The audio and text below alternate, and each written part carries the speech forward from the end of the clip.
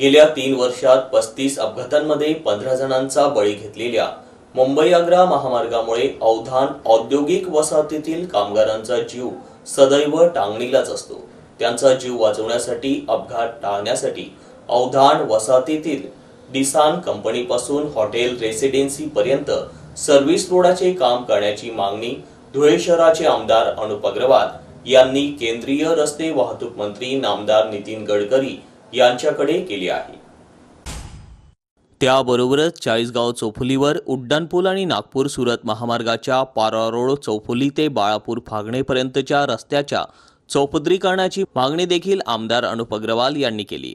या मागण्यांचे निवेदन आमदार अनुप अग्रवाल यांनी नागपूर येथे नामदार नितीन गडकरींना समक्ष भेटून दिले असून त्यावर संबंधित विषयांवर चर्चाही केली। दरम्यान याप्रसंगी नामदार श्री जयकुमार भाऊ रावल हे देखील उपस्थित होते।